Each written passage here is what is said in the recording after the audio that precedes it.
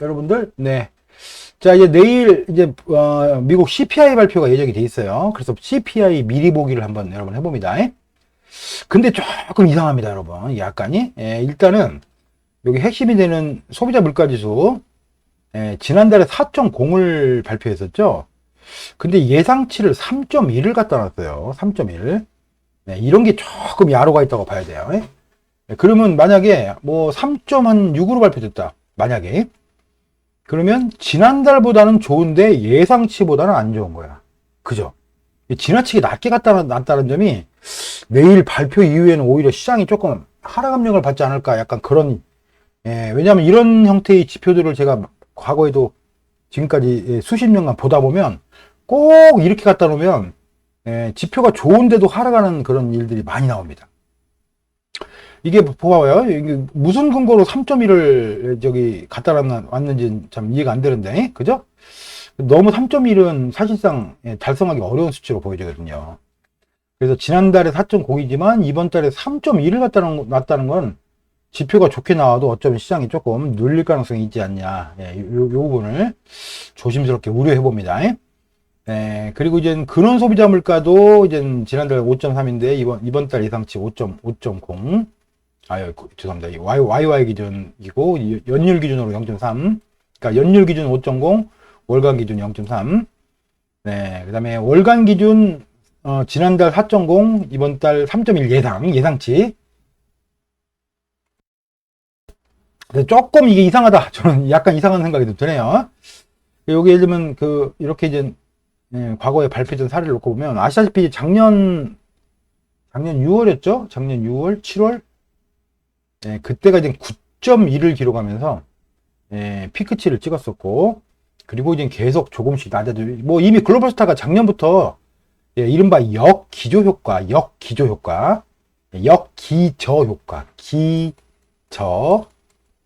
기저 앞에 역을 붙여서 역기저 효과. 기저 효과는 이전에 낮을 경우에 기저 효과다. 그러니까 실적이 옛날에 삼성전자가 1분기에 워낙 안 좋았어. 4.1분기에 안 좋았어. 근데 4.2분기에 조금 좋아졌어. 그러면 이른바 기저 효과 때문에 굉장히 높아 보이죠. 예를 들면 이때 뭐 1조 원밖에 못 벌었어. 예를 들면이. 근데 뭐 2분기에 3조 원 벌었다 만약에. 그럼 뭐 영업이익률이 뭐 하여튼 200% 상승한 거잖아요. 그게 이제 이른바 기저 효과고, 기저. 그 다음에 역기저 효과는 옛날에 하도 높았어. 이게 상대적으로 낮아 보이는 거예요, 지금이. 제가 이제 이미 작년에도 여러분들한테 CPI는 무조건 낮아진다 이 말씀을 드렸었죠. 역기저 효과 때문에. 왜냐하면 이때 이 피크치를 찍을 때 이 기준점 있잖아요. 결국 이제 YY 전년 대비해서 YY 전년 대비, 그 다음에 월간 기준으로 이렇게 나눈단 말이에요. 이미 2020년도, 2021년도에 이제 코로나 팬데믹 때문에 돈이 엄청나게 풀렸고, 그 여파로 물가들이 막 상승을 하기 시작했죠. 또 거기다가 러시아 전쟁이 터졌고, 러시아 우크라이나 전쟁. 그래서 이미 이전에 낮았기 때문에 가파르게 올라갔던 거예요. 근데 이제 어느 정도 물가라는 건 또 정점을 찍으면, 여러분 요즘에 라면 값도 감사합니다. 라면 값도 뭐 좀 내렸죠? 국제 밀가격이 폭락을 했으니까. 라면 값도 최근에 뭐 농심도 좀 내리고 뭐 오뚜기도 내리고 다 그랬단 말이에요. 그러니까 이제 그런 이미 한번 물가가 오르면 잘 안 내려가지만 지나치게 오를 경우에 좀 내려가요. 그리고 이제 에너지 아시다시피 가스가 작년에 요맘때 2022년도 6월 7월 달에 가스가 10달러다. 10달러. 9달러 10달러였는데 지금 뭐 2불 중반대잖아요. 그죠? 그러니까 역기저 효과가 당연히 발생할 수밖에 없다. 그 점은 당연한 거라고 봐지고요. 어서오세요, 사장님. 그래서 이제 내일 있을 어쨌든 이 CPI를 미리 보기를 해보는데 조금 껄쩍지근하다. 지나치게 전망치를 낮게 해놓은 것이, 이런 경우는 아까 말씀드린 대로 좋게 나오더라도, 예를 들면 한 3.8 나왔어. 그러면 지난달보다는 분명히 좋은데 예상치보다는 낮단 말이야. 그러면 오히려 뭐 잠깐 시장은 꿈틀꿈틀 되겠죠. 그래서 조금 하여튼 이 예상치를 지나치게 낮게 갔다는 점이 이날 이후로 내일 아마 이 시점에서 증시가 조금 안 좋지 않을까라는 그런 섣부른 예측을 한번 해봅니다. 네, 어쨌든 물가 지수가 좀 낮게 나오기를 우리는 기대를 해보고요. 물가 지수가 낮게 나오면 이제 금리 인상 가능성이 이제 우리가 페드와치를 통해서 주로 페드와치를 통해서 우리가 주로 금리 인상 가능성을 점검을 합니다. 이게 아시다시피 이건 CME 그룹이 제공을 하는 거고요.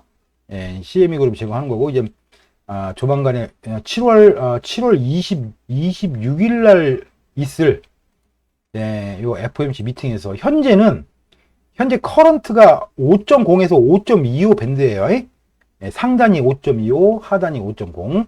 근데 지금 보시면 5.25에서 5.0을 즉 한 0.25%를 올릴 가능성을 현재는 시장이 95% 반영하고 있다.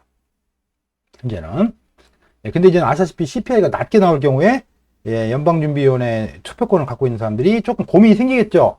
그럼 이제 급속하게 이게 내일 글씨 딱 발표가 됐는데 CPI가 생각보다 많이 낮게 나왔다 그러면 이게 바뀝니다. 뭐 예를 들면 뭐 금리 인상 가능성이 뭐 한 50%로 떨어지고 동결 가능성이 뭐 이렇게 50% 올라가는 형태로 그렇게 또 바뀌기도 해요. 이건 시시각각 변하는 그런 생물과도 같은 그런 페드 와치입니다. 어쨌든 현재까지는 금리를 0.25 정도 올리는 것이 올릴 가능성이 높다라는 게 현재 시장의 예측으로 보여지고요.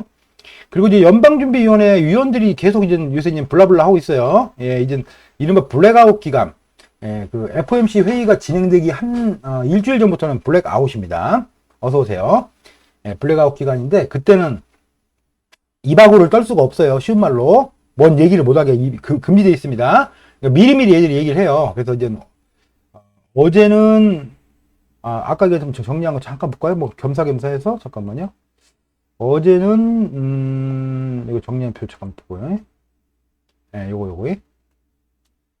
어제는 마이클 바 연준 부의장은 뭐 하여튼 뭐 그러니까 금리 얘기는 안 했고요. 이제 은행 리스크에 관련된 얘기만 했다고 해요. 그다음에 크리브랜드 연은 총재 메스타라는 사람은 인플레이를 2.0으로 돌아가기 위해서 금리가 조금 더 올라야 된다. 이게 매파죠. 호키시한 발언을 얘기한 거죠. 그 다음에 경제가 생각보다 강하다. 이런 상황에서 강하고, 인플레이션이 높은 수준에서 고착되어 있다. 이렇게 돼 있단 말이에요. 그러니까 인플레이션이 낮게 나와야, 지들이 이제 미국도 뒤지기 싫으면 금리 조만간에 안 올릴 거예요. 미국 국민들도 뒤지기 직전입니다. 그 다음에 메리 데일리 샌프란시스코 여는 총재는 뭐 비슷한 얘기예요. 2%로 낮추기 위해서 2번 더 금리를 올려야 된다. 호키시한 얘기를 하고 있죠. 그래서 이제 투표권이 있는 아저씨와 투표권이 없는 아저씨가 있어요.